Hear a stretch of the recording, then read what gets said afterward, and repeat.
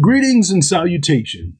This is the Adjutant, and today I want to have a conversation with the men who spent most of their lives trying to become worthy of love, not simply experiencing love naturally, but earning it. Because there's a difference. And if you understand that difference, you understand how some men quietly spend decades emotionally exhausted while appearing strong to everyone around them. Now, some people become providers, some men actually, pay the bills, become the providers because they genuinely love providing. But some men become providers because somewhere deep inside, they learned that their value only existed when they were useful. And that is a very dangerous thing for a man to carry through life. I know because for most of my life, that man was me. I grew up in a highly dysfunctional and abusive household. My father was harsh, emotionally cold, and impossible to please. No matter how disciplined I tried to be, no matter how respectful, no matter how responsible, it never truly felt like enough. And when you grow up inside that kind of emotional environment, you begin associating peace with performance. You begin believing, if I just do everything correctly, maybe I'll finally be accepted. Well, that mindset changes a child because eventually you stop asking, who am I? And instead you begin asking, what do I need to do to finally deserve peace? And the dangerous thing is, society often rewards men like this.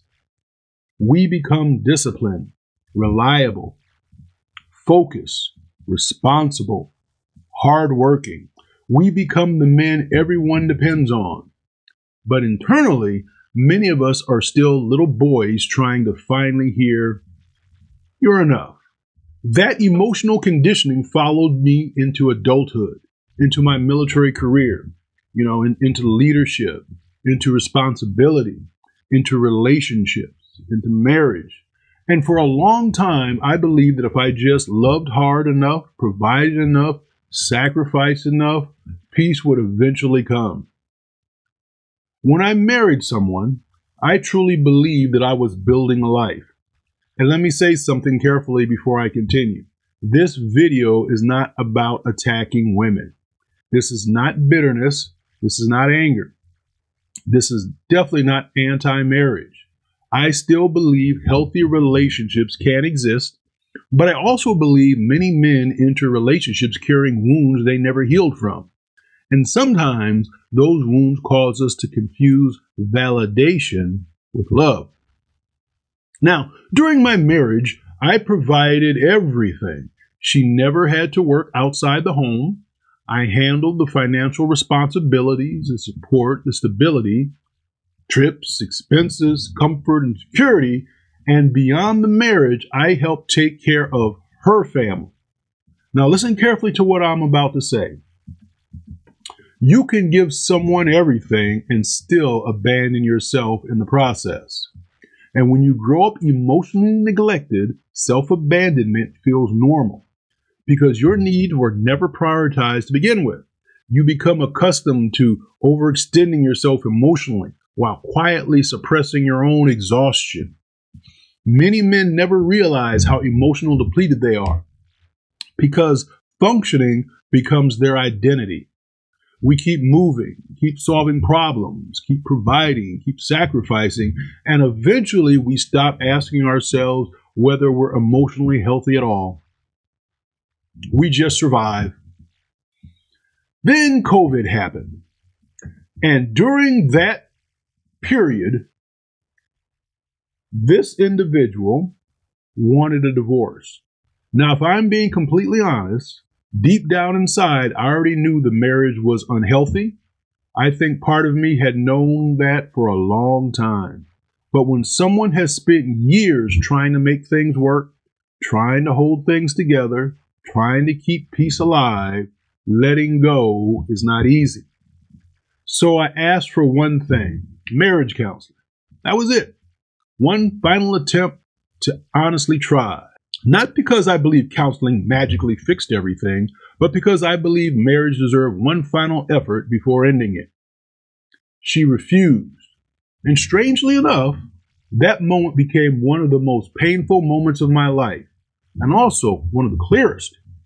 Because in that moment, I realized I had spent years trying to save a relationship while abandoning myself. A decade, I might add. Now, let me tell you something many divorced men understand. The silence afterward is strange. At first, it hurts, even when the relationship itself was unhealthy and toxic. Because grief is complicated.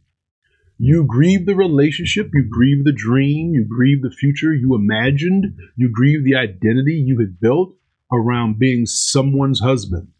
And for many men, divorce feels like failure, especially if you spent your entire life trying to prove your worth through responsibility and sacrifice. But then something unexpected began to happen in my life. I started breathing differently, thinking differently, living differently. The emotional tension that had quietly existed for years was gone. And for the first time in a very long time, I experienced something I had not felt deeply in years. Peace. Not excitement, not emotional highs. Peace. I could sit in my own home peacefully. I could manage my finance peacefully. I could think clearly again. I could reconnect with myself again. And slowly, I began realizing how emotionally exhausted I had actually become during that marriage. Now, hear me carefully, folks. Physical attraction matters in relationships. Absolutely. Affection matters. Chemistry matters. Connection matters. But emotional safety matters more long term. Kindness matters. Gentleness matters more. Peace matters more. Because eventually, life becomes difficult. People age, stress happens, health changes, loss happens, pressure happens, and if there is no emotional peace inside the relationship, eventually the relationship becomes emotionally draining instead of emotionally restorative. And many men, especially men who grew up emotionally wounded, confuse validation with love. We think, if someone chooses me, then maybe I finally matter. But another human being was never supposed to become the source of your worth. Say that again. Another human being is never supposed to be the source of your worth. That realization changed my life. One of the most dangerous things man can do is build his entire identity around being needed, because eventually you stop knowing who you are outside of sacrifice. You stop asking, what do I need? What brings me peace? What makes me emotionally healthy? And instead, your entire identity becomes built around survival and responsibility. Now, let me say something important to the men listening to me right now. Being a good man does not mean destroying yourself for everybody else. You can be loving, generous, disciplined, faithful, responsible, and still lose yourself completely. That realization forced me to reconnect spiritually, to reconnect with stillness, to reconnect with the Most High, Yahweh. And over time, I developed a philosophy that fundamentally changed my life. Put the Most High first, your purpose second, yourself third, and everybody else after that. Because when you reverse that order, you slowly destroy yourself trying to save everyone else. Now, some people may hear that and think it sounds selfish. It's not selfish. It's wisdom. Because a man who completely abandoned himself emotionally eventually has nothing healthy left to give anyone anyway. And one of the greatest realizations of my life was understanding that peace is not something another person gives you. Real peace begins internally, spiritually, emotionally, mentally.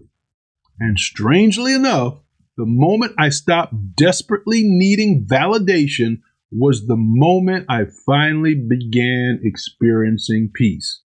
Not perfect peace, not magical peace, but honest peace. The kind of peace that comes when a man finally realizes he does not need to perform in order to deserve his own self-worth, self-respect. So, if there's a man listening to me right now, a veteran, a divorced man, an emotionally exhausted man, a man silently surviving, a man carrying childhood wounds nobody ever addressed, hear me carefully. You do not have to earn your right to exist. You do not have to destroy yourself to deserve love. And your value is not determined by how much suffering you can endure for other people. You are allowed to have peace. You are allowed to have rest. You are allowed to stop abandoning yourself. Maybe, just maybe, the greatest breakthrough of your life will come the day you finally realize you were enough all along. And so there you have it. I hope this has been helpful. This is the Adjutant, and I'll see you in the next one. I wish you all blessings and blessings. Shalom.